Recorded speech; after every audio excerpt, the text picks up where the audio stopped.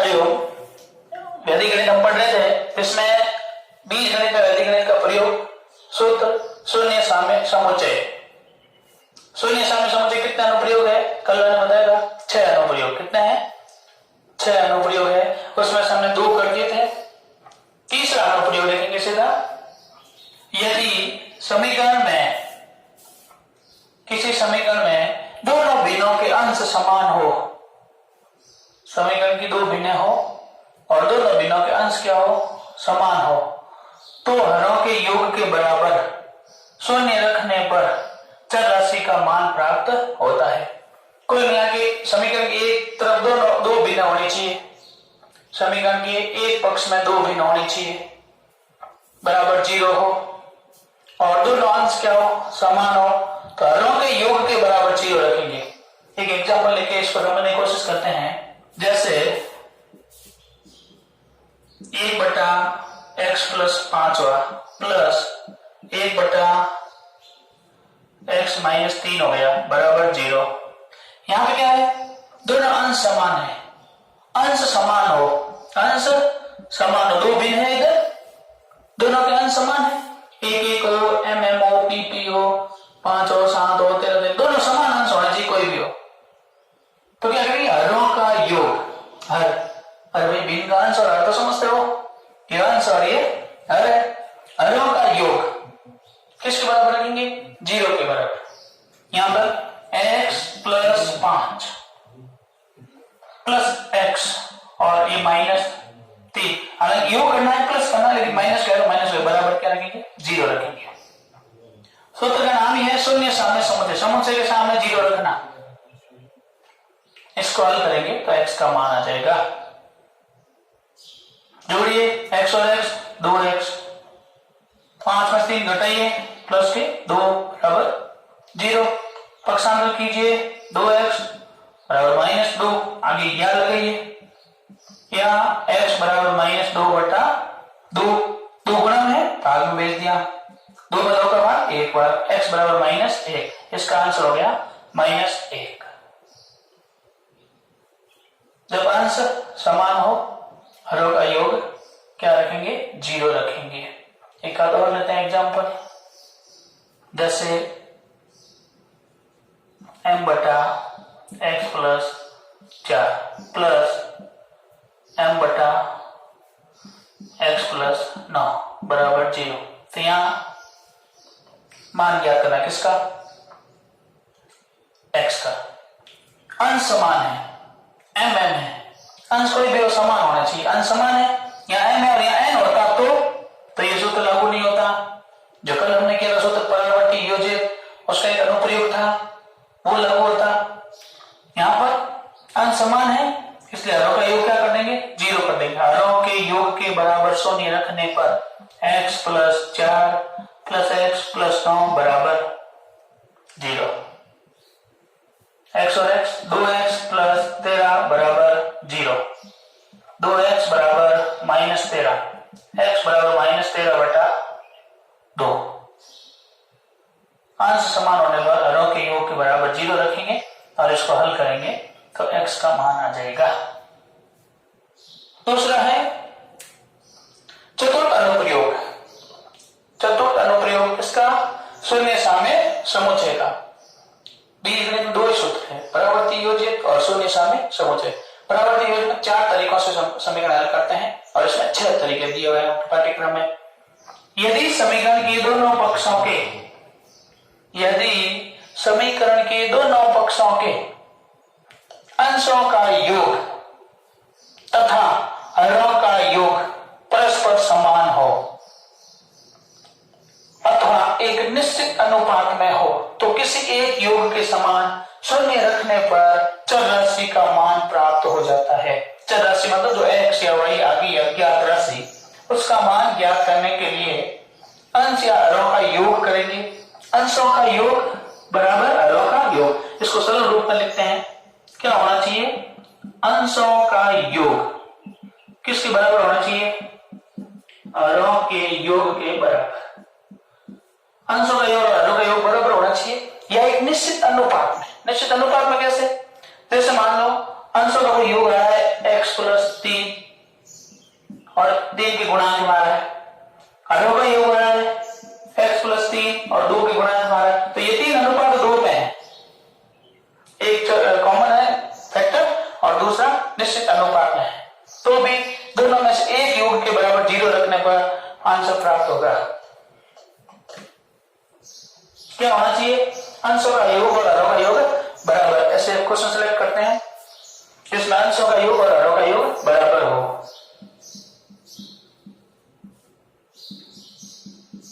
जैसे इतनी ले ली x प्लस 3 और x प्लस 5, यहां ले लिया हमने x प्लस 2 और x प्लस 4 बराबर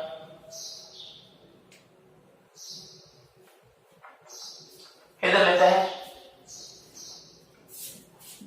x प्लस 2 बटा x plus 3 plus x plus 3 बटा x प्लस 6।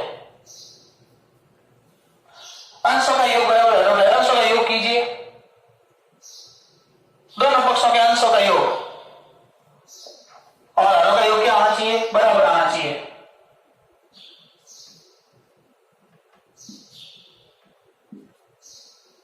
अंशों का योग कर दीजिए x plus 3 plus x plus 2 plus x plus 2 plus x plus 3, इनको जोड़ दो x x x और x 4x प्लस 3 2 5 और 5 हो गया 10, 4x प्लस 10 आया, किसका योग? अंशों का योग। अब हरों का योग करते हैं, हरों का योग x plus 5 plus x plus 1 x plus 2 x plus 2 जोड़िए 4x प्लस 10, दोनों बराबर है। किसी एक योग के बराबर शून्य रखने पर, किसी एक योग के बराबर शून्य रखने पर 4x प्लस 10 बराबर 0, यहां इस 4x प्लस 10 के बराबर 0 रखो, दोनों योग बराबर है, किसी एक योग के बराबर 0 रखेंगे, इसको सॉल्व करेंगे तो 4x बराबर माइनस 10, x बराबर माइनस 10 बटा 4, इसको सॉल्व कर दो माइनस 5 बटा 2, ये x का मान आ गया। देखते हैं ऐसा एक और एग्जांपल लेते हैं, इसको समझने की कोशिश करते हैं। अंशों का योग बराबर हरों का योग, दूसरा एग्जांपल करके समझने की कोशिश करते हैं। ये आपकी किताब के उदाहरण है, इसमें दोनों पक्षों के अंशों का योग एक एक भिन्न है, 2x प्लस 3 2x प्लस 5, इनको जोड़ते हैं। पहले हम करते हैं अंशों का योग, 2x plus 3 plus 2x plus 5, इनको जोड़ दो, कितना आ रहा है? 2 2 4x, 5 और 3 8, 4x प्लस 8। देखो जोड़ना कैसे होता है बीज गणित में, x को x के साथ जोड़ेंगे और जो स्वतंत्र पद है उन पर अलग जोड़ेंगे, 2 और 2 4x और 5 और 3 8। हालांकि छोटी सी बात है, लेकिन फिर भी कुछ विद्यार्थी यहाँ पे 8 और 4 12 कर देंगे, ऐसा कभी नहीं होता है। इसके साथ x नहीं है तो नहीं जोड़ेंगे, सजातीय पद जुड़ते हैं। सजातीय पद कौन से होते हैं? जिनके चर समान होते हैं। यहाँ 4x प्लस 8 आ रहा है अंशों का योग, इसी भिन्न में हर का योग करते हैं, दोनों पक्षों के जो हर है उनको जोड़ते हैं, हरों का योग 2x plus 5 plus 2x plus 3, वही 4x प्लस 8। अंशों का योग और हरों का योग बराबर है। सूत्र क्या है? अंशों का योग बराबर हरों का योग। यदि इनका योग बराबर है तो किसी एक योग के बराबर 0 रखने पर x का मान आएगा। यहां दोनों में किसी एक योग के बराबर 0 रख दो, जैसे यहां मैं रख दूं 4x प्लस 8 बराबर 0, 4x प्लस 8 बराबर 0, पक्षांतर कर दो, या 4x बराबर माइनस 8 या x बराबर माइनस 8 बटा 4, तो कितना आया? माइनस का 2, 8 में 4 का बराबर 2। तो ये समीकरण का हल हो गया। देखो सामान्य हल हम करते बिना वैदिक गणित तो कैसे करते हैं, वज्र गुणा करते हैं, इसको इधर भेजो इसको इधर भेजो, फिर x को एक तरफ दूसरी संख्या को एक तरफ, तो उसमें भी आंसर यही आएगा -2 ही। लेकिन यहाँ धीरे धीरे अभ्यास करोगे मौखिक हो जाएगा। जैसे पहले जोड़ दो आप 2 2 4 और 5 3 8, 4x + 8 4x + 8, अंशों का योग और हरों का योग समान आ रहा है तो सीधा 4x + 8 = 0 दो, केवल एक ही लाइन ही हल करनी होगी बस। और बोर्ड परीक्षा में सीधा आप ये कर लीजिए, कोई गलत नहीं होगा, केवल ये लिखना होगा सूत्र शून्य सामने समुच्चय से, ये करना है, अंशों का योग बराबर हरों का योग। दूसरा एग्जांपल और करते हैं।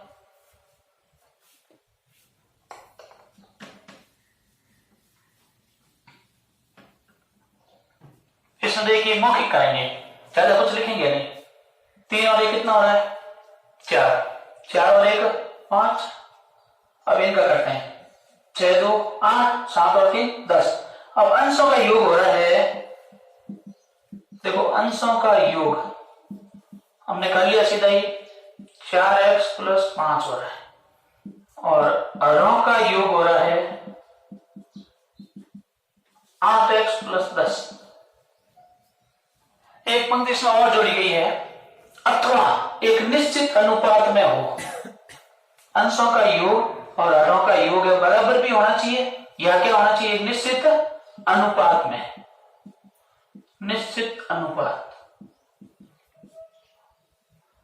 देखिए 8 और 10 दोनों क्या कॉमन आ रहा है 2, 4x + 5, तो यहां इन दोनों में 1 और 2 का अनुपात है। ये 4x + 5 एक बार है और 4x + 2, तो 1:2 में है योग। इसमें एक कॉमन फैक्टर है, 2 को बाहर निकाला, पीछे 4x + 5 है, इधर भी 4x + 5 है, यहाँ अनुपात गुणा कुछ नहीं, इसका मतलब 1 हो गया और यहाँ 2, तो अंशों का योग और हरों का योग एक निश्चित अनुपात में है, तो किसी दोनों में से एक योग के बराबर 0 रखने पर आंसर प्राप्त होगा। जैसे मैं यहां पर रखूं 4x + 5 = 0, तो 4x = -5 और x = -5/4, ये x का मान आया। दूसरा योग है, x का मान यही आएगा, इसके बराबर रख सकते हैं आप। दूसरा योग क्या है, 8x + 10 = 0, 8x = -10 और x = -10/8, दोनों 2 का भाग दे दो, -5/4। आंसर सेम आ रहा है किसी एक योग के बराबर रखने पर, अतः इसमें भी ये चौथा अनुप्रयोग लागू होगा। एक बार मैं हाईलाइट कर दूं वापस कि यदि समीकरण के दोनों पक्षों के अंशों का योग और हरों का योग बराबर है तो किसी एक योग के बराबर 0 रख के हल करो, x का मान प्राप्त हो जाएगा। सिंपल सा है, लेकिन लाइन थोड़ी लंबी है, 2-3 बार अभ्यास करोगे तो समझ में आ जाएगा। अंशों का योग बराबर हरों का योग बराबर 0।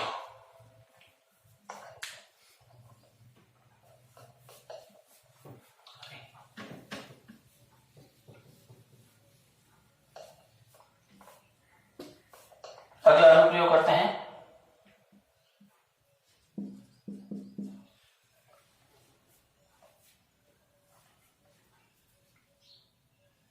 यदि समीकरण के एक पक्ष के अंश, पांचवा अनुप्रयोग, यदि समीकरण के एक पक्ष के अंश व हर का अंतर, एक ही पक्ष के अंश और हर का अंतर बड़े में से छोटा घटाना है, भले अंश में से हर घटाओ या हर में से अंश घटाओ, अंश और हर का अंतर दूसरे पक्ष के अंश और हर के अंतर, दूसरा पक्ष ये रहा, ये माना पक्ष लेफ्ट हैंड साइड और राइट हैंड साइड। लाइन को समझने की जरूरत है, एक पक्ष के अंश और हर का अंतर, ये रहा एक पक्ष बायां पक्ष, इसमें अंश और हर का अंतर, जैसे 3 में से x घटाया, ये वाला ऐसे अंतर ज्ञात करता हूं मैं, 3x - 2 -x - 8, अंश माइनस हर माइनस अंश, 3x ये ब्रैकेट खोला, x - 2 + 8, अंतर क्या रहा, 3 में से 1 घटाया, 2x + 6, 2x + 6, 2 कॉमन ले लो, पीछे बचा x + 3, ये अंश और हर का अंतर आया।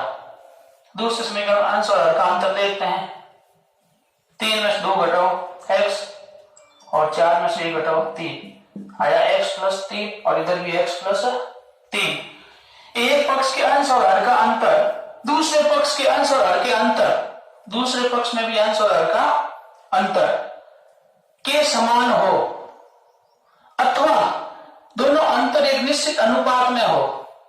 ये अंतर समान हो, जैसे x प्लस 3 x प्लस 3 अगर तो भी ठीक है, यहाँ 2 गुणा x प्लस 3 आया, यहाँ 1 गुणा x प्लस 3 आया, 2 अनुपात 1 में हो गया, निश्चित अनुपात में हो तो किसी भी अंतर को शून्य समान रखने पर चर राशि का मान आ जाता है। सभी का हल कैसे करना है कि x प्लस 3 बराबर 0 रखना है, x बराबर क्या होगा -3, बस हल ये इतना ही है। ये तो हमने सूत्र चेक किया लागू हो रहा है या नहीं, उत्तर क्या है x बराबर -3। आपको परीक्षा में इतना ही करना है x प्लस 3 बराबर 0 अथवा x बराबर -3, लेकिन एक लाइन लिखनी है चूंकि अंश और हर का अंतर बराबर हो रहा है या एक निश्चित अनुपात में है, ये उत्तर में लिखनी होगी पंक्ति पूरी। एक बार वापस, दोनों बिंदुओं एक ही बिंदु में अंश और हर का अंतर, दूसरी तरफ भी अंश और हर का अंतर करते हैं, या तो अंतर बराबर होना चाहिए या एक निश्चित अनुपात में होना चाहिए। तो क्या आएगा, उस अंतर के बराबर 0 आएगा और पक्षांतर करने पर x का मान आएगा। ये हुए आपके 5 अनुप्रयोग। अब है छठा अनुप्रयोग।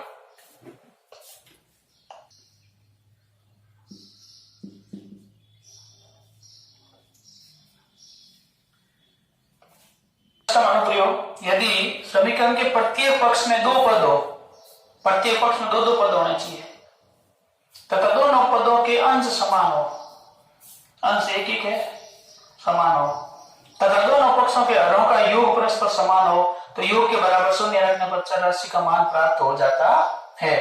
क्या कंडीशन है, अंश समान होना चाहिए, सब अंश समान है, हरों का योग करो, ये दोनों पक्ष लेफ्ट हैंड साइड और दूसरा है राइट हैंड साइड, इसमें क्या करेंगे हरों का योग, हरों का योग, x और x जोड़ दो कितना हुआ 2x, -8 और -9 माइनस के 17, इधर जोड़ दो x और x 2x -5 -12 माइनस के 17, अंश समान है, हरों का योग क्या आ रहा है 2x - 17 2x - 17 दोनों तो बराबर आ रहा है, इसके बराबर 0 कर दो, 2x - 17 बराबर 0, 2x बराबर 17, x बराबर 17/2, यह आंसर होगा।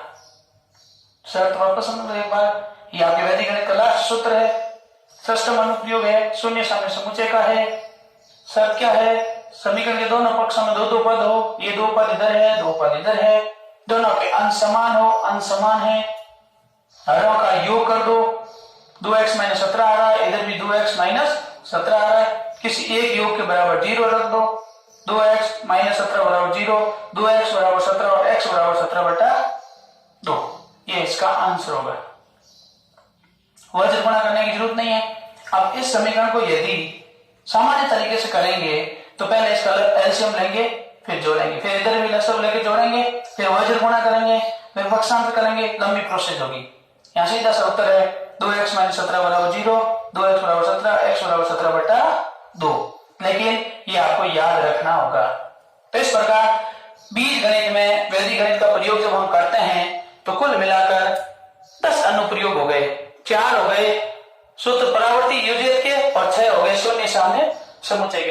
एक एक बार इस अनुप्रयोग को याद करके और एक एक एग्जाम्पल आपको अपनी कॉपी में करना है, बस ज्यादा नहीं। एक सरल सा सवाल 2 नंबर का बोर्ड परीक्षा में पूछते हैं, ज्यादा इसमें नंबर टॉपिक दिया हुआ नहीं है और ना ही प्रश्नावली हो गई, आज इसके क्वेश्चन है, केवल एग्जाम्पल है। हाँ जरूर 2 नंबर का सवाल आ सकता है, तो आपको 10 अनुप्रयोग बार बार लिख कर याद करना है और उसको समझने की कोशिश करनी है। परीक्षा में क्वेश्चन आएगा उस समय एक भी अनुप्रयोग लिखा हुआ नहीं आएगा, सिर्फ इतना आएगा कि वैदिक पद्धति से समीकरण हल कीजिए। तो हमें वो लाइन लिखनी है कि इसमें कौन सा नियम लागू हो रहा है। समीकरण देखते ही आपके दिमाग में आना चाहिए, जैसे इधर अंश समान आया तो सीधा आना चाहिए कि शून्य साम्य समुच्चय का षष्ठम अनुप्रयोग है कि अंश समान होने पर हरों का योग करेंगे, हरों का योग करके देख लो बराबर आ रहा है तो इसके बराबर 0 कर दो। अब एक ही क्वेश्चन में कई बार 2-3 अनुप्रयोग लागू हो सकते हैं, तो तुरंत आपके दिमाग में 2 अनुप्रयोग आए वो कर लेना, आपका आंसर सही होगा। अब वैदिक गणित में पिछले वीडियो में कुछ कमियां रही है, जैसे कुछ विद्यार्थी क्वेश्चन पूछ रहे हैं कि घंटा, मिनट और सेकेंड का योग या व्यवकलन है, वो एक बार वापस समझाओ। एक निकलन सूत्र में जो हम भाग दे रहे थे, तो तकनीकी कमी या कुछ मानवीय भूल के कारण एक अपने भाग पीछे रह गया, तो उसका भी वापस वो भाग करना है, सॉल्यूशन करना है। तो अगले वीडियो में देखेंगे कि जितने भी वैदिक गणित की कमियां हैं वो आपको वापस बता देंगे। देखते रहिए, जुड़े रहिए गायत्री आदर्श विद्या मंदिर परिवार के साथ। ये वैदिक गणित का इस प्रकार आपके टॉपिक कंप्लीट हुआ। धन्यवाद। जय श्री राम। हरिओम।